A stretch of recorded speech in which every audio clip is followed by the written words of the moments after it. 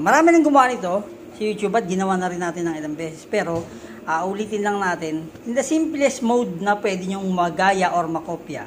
So how to connect your powered subwoofer, your mixer to your power amp or amplifier. Para sa naman yan. Ano? So very simple. Tignan nyo muna yung out ng mixer nyo. Sa akin, ang main out natin ay PL.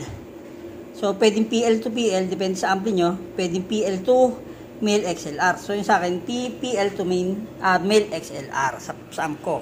So ang pinakagagawin niya para makonect nyo itong mixer nyo is kumuha ng main out. So kunin yung dalawang main out. Ganito. Ito yung main out natin sa baba. At yan ay papunta sa sa input ng amplifier. Napakasimple lang mga bossing. Depende sa amplifier nyo kung ano yung mga available inputs na na sockets. Pwedeng aux, pwedeng PL, kagaya may PL sa akin, pwedeng XLR. So ganun lang kasimple, connected na yan after nun.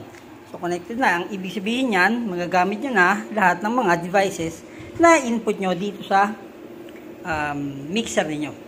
So syempre sabi ko mayroon tayong kasamang active sub. So in my case ulit, walang subwoofer out, pero meron na namang main out in which is aux. So kinuha ko yung isang out niyan. So, nakikita niyo yung dilaw na yan, papunta yan doon sa input ng active sub ko. So, nakakabit na siya. So, wala nang problema. Ganun lang kasimple mga bossing. Tatandaan nyo lagi, output and input. Yun naman yung lagi kong tinuturo. So, pagkatapos niyan, tutunog na yan ng maayos.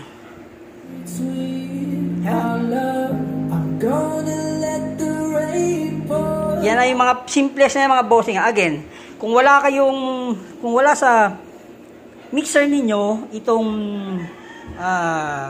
socket na kagaya sa akin, plug is PL to PL, meron ako.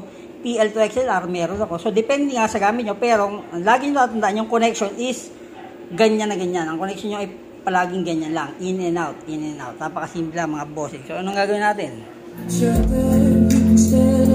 Oh, let's rock and roll na.